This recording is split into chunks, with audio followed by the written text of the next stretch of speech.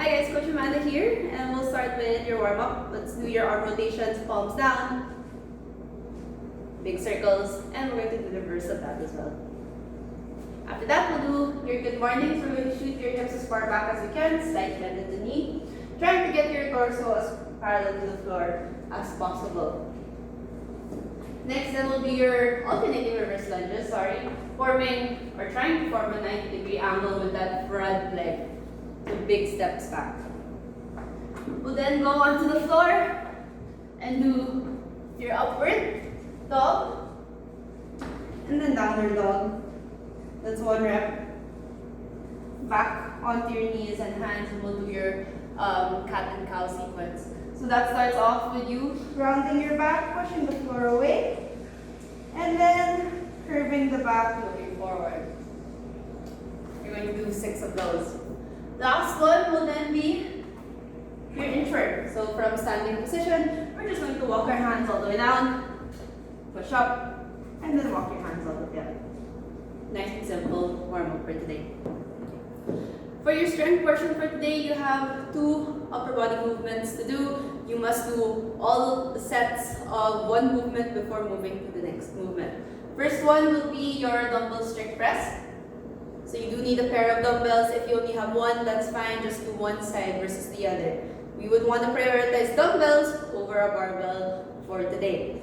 Now, set up for your strict press. You want one head of the dumbbell on your shoulder, just like this. Elbows forward, but not too forward, not here. We want to still have the elbow pointing down to the floor, but not behind the shoulder, right? So still in front of the shoulder, pointing down to the floor. This will help make sure the dumbbell goes straight up rather than forward when the elbow starts forward, right?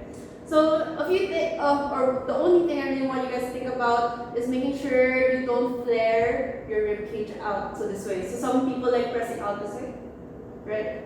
And then back down. And you'll notice as I did that, my low back overextends and I put so much pressure there, and we don't want that. And this usually happens with really heavy weights. So as much as possible, rib cage stays tucked in, glutes are nice and tight, even quads are squeezed as we do those strict presses today. If you don't have weights for your press, you can always use bag and holding it the same way on front of your chest. You're going to bring it overhead, making sure your elbows are locked out, and then back down. Just make sure the weights inside are pretty balanced. After you do all 4 sets of that, oh, and don't forget that 2-second pause at the top of the rep. After you do all sets of that, we'll move on to your bicep curl. You can use a pair of dumbbells again, or you can use a barbell or even an easy bar if you have one. So for a bicep curl, you can opt to start here, or you can even have it in front of your leg already. What's important is your elbow is right on top of your shoulder, or even slightly in front, that's fine. You don't want it to be here behind your shoulder. So your bicep curl starts with your whole arm open or as long as possible, bringing the object to your chest and then bringing it all the way down. Now today we do have a tempo. It's a 3-second descent. And make sure it's real 3 seconds. So it's going to be a fast up and then 1, 2, 3, up, 1, 2, 3. Now you are meant to do both arms at the same time. I just wanted to emphasize on the full range of motion earlier on how I did that with the dumbbell. You don't want to just pause halfway. You want to open up that arm again fully before you bring it back. If you also don't have weight for your bicep curl, you can get a weighted bag and you'll need maybe a towel. I always like using a wrist wrap. And you're just going to shoot the wrist wrap through the top hole of your backpack. Just like so. You're going to hold on to both ends of the wrist wrap just like this. And you're going to perform the bicep curl the same way, bringing the bag all the way up to the chest, and then slowly back down, and then same thing. You can even do that if you have, let's say, just one dumbbell or one kettlebell, but it's too heavy to do it on one arm. You can do the same thing so that you get to work both arms still. Okay, so for your conditioning today, it really is about that wall walk and making sure you do that for quality rather for speed. We want to make sure we move well in today's conditioning. So for the first movement, it's going to be your jumping lunges, which is really just like any lunge. You're going to get into the bottom lunge, then jump, switch to the other side, jump, switch to the other side. Notice that I really try to open up my hips as I move to each side, and I just do this, right?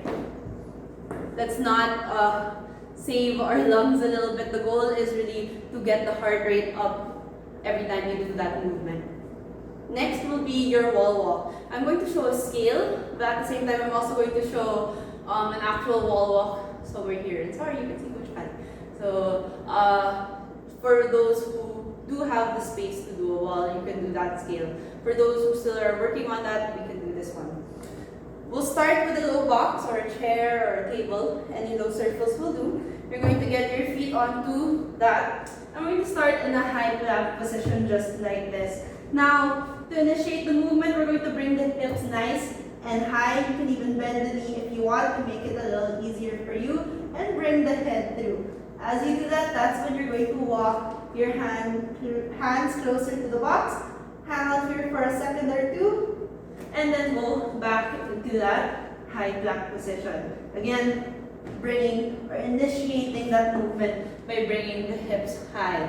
You want to feel your core work as you do that, and at the same time, your upper body. So as you do that walk, you don't want relaxed shoulders or relaxed upper back. You always want to think constantly pushing the floor away and making sure that your shoulder blades aren't together. It should be pushed out as you walk.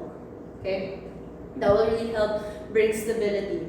Now, what do I not want you guys to do in the wall walks or in the scaled version is you speeding through it. So what does speeding through look like?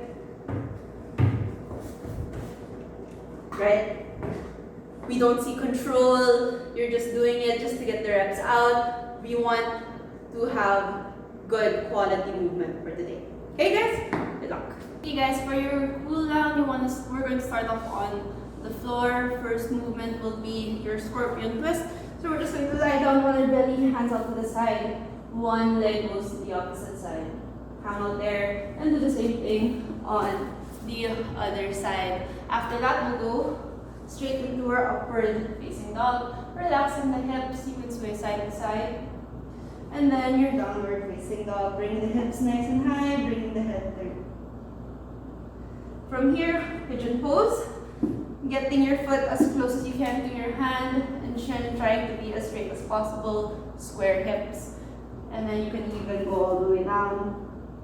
And you do this on the same side, on the other side. And then lastly will be your child's pose, having your hips on your heels, bringing your hands out in front of you and bringing your head through. Let's pull that.